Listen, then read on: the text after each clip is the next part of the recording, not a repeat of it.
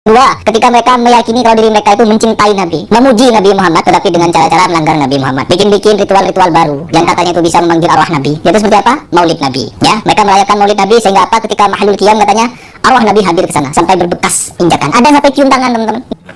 Anggap mulun cara apa? Dasaknya mewandingkan dengan senyum. Wahab, dasar Wahabi, dasar Wahabi, dasar.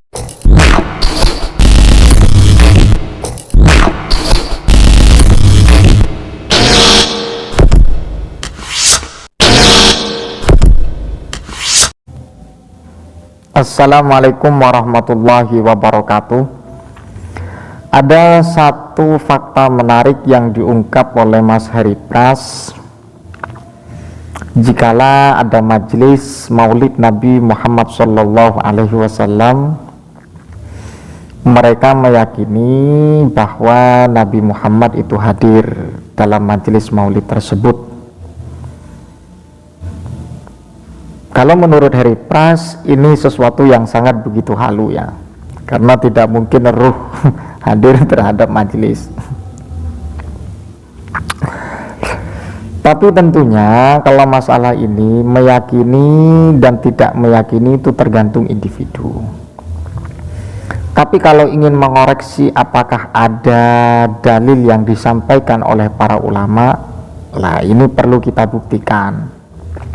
Kalau terkait dengan meyakini ataupun tidak itu terserah ya. Hak individu seseorang meyakini baginda Nabi Muhammad hadir, no problem. Tidak meyakini, no problem. Itu bukan sesuatu kewajiban. Tapi kalau ingin menanyakan bahwa itu ada sumber atau makalah yang disampaikan oleh para ulama, lah baru kita koreksi. Tapi kita lihat dulu sikap dari Heri Pras ini ya, sehingga seakan-akan, bukan seakan-akan ya, memang pasti ketika tidak berlandaskan hadis ini maka sesuatu dianggap keluar dari beberapa kajian agama atau dianggap sebuah cerita yang halu. Dua, ketika mereka meyakini kalau diri mereka itu mencintai Nabi, memuji Nabi Muhammad, tetapi dengan cara-cara melanggar Nabi Muhammad, bikin-bikin ritual-ritual baru yang katanya itu bisa memanggil arwah Nabi. Yaitu seperti apa? Maulid Nabi. Ya, mereka merayakan Maulid Nabi sehingga apa? Ketika Mahlul Qiyam katanya arwah Nabi hadir ke sana sampai berbekas injakan. Ada yang sampai cium tangan, teman-teman. Laptop itu mbayung No smoking. dilarang ngutut, jadi no smoking, dilarang merokok. Ngerokok gue. No tempo loh. Tidak ada waktu kita bercinta. Ini ritual memanggil Nabi. Maulid itu bukan ritual memanggil Nabi. Jadi bahasanya butuh dikecilin dong. Jangan terlalu emosional, sekalipun Anda tidak senang dengan yang namanya maulid. Jadi yang namanya maulid itu bukan ritual untuk memanggil Nabi, tidak. Tapi yang namanya maulid itu ya baca tiba, baca manaqib, baca sholawat. Dan kemudian terkait dengan masalah apa yang menjadi ungkapan dari Heri Pras, ketika orang meyakini dalam majelis maulid itu Nabi Muhammad akan hadir, itu yakin atau tidak itu terserah Pak, terserah. Kalau Anda menanyakan dalilnya, Anda ingin menanyakan apakah pernah disampaikan oleh para ulama, saya akan jawab. Dan mana ini sempat juga disampaikan oleh Al-Imam As-Suyuti. Siapa yang tidak kenal dengan Al-Imam As-Suyuti? Kalau di kalangan dari Ahlus Sunnah wal Jamaah pasti tahulah siapa Al-Imam As-Suyuti itu. Ahli tafsir dan ahli segalanya. Terkecuali dari kalangan Salafi Wahabi yang tidak kenal dengan Al-Imam As-Suyuti. Jadi seperti itu. Untuk meyakini ataupun tidak, itu terserah Anda. Kalau memang Anda beranggapan bahwa ruh itu tidak akan pernah hadir di majelis taklim, itu kan satu pemahaman yang kurang begitu pas pandangan saya. Kalau orang-orang soleh, kalau orang-orang yang mati syahid itu bagaimana ruhnya itu?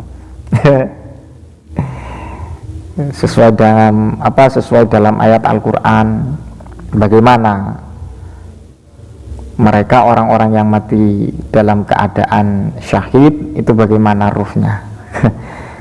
Itu sering kali disinggung oleh kelompok Salafi Wahabi.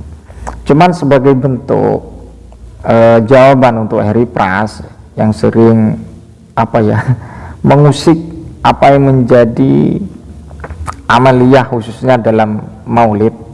Anda itu tidak setuju dengan maulid, tapi jangan sampai Anda itu menggoreng terlalu jauh.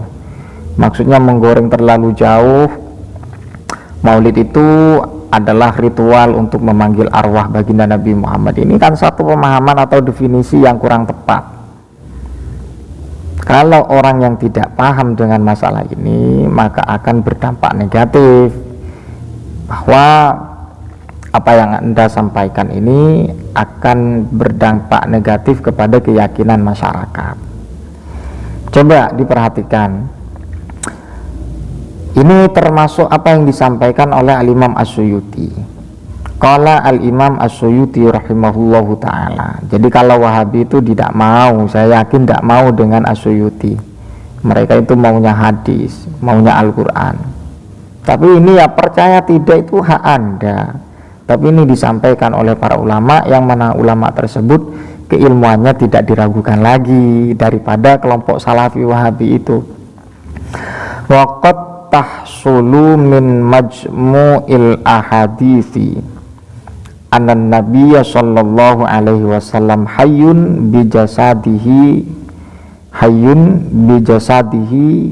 wa ruhihi.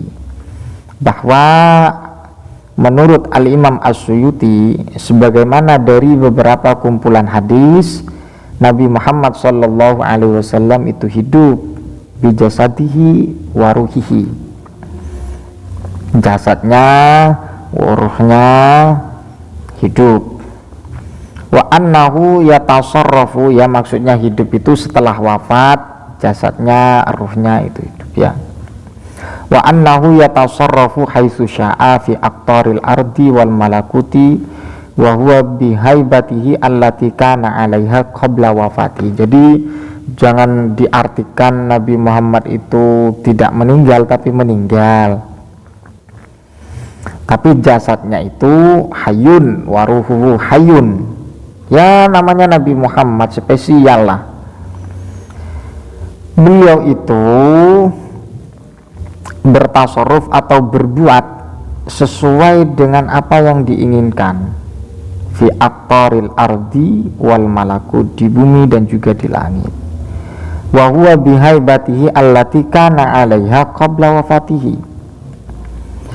Kewibawaannya, ya beliau ya pasti punya wibawa lah. Kewibawaannya, keadaan beliau masih sama persis sebelum wafat.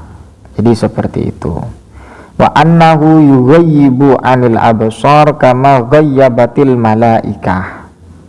Jadi seperti itu. Dan beliau tidak terlihat oleh mata sama seperti para malaikat. Ini termasuk khususiyah atau maziyah keistimewaan yang dimiliki oleh baginda Nabi Muhammad SAW versi Al-Imam As-Suyuti. Fa'iza aradallahu raf'al hijabi amman arada karamatahu biru'yatihi ra'ahu ala hayatihi.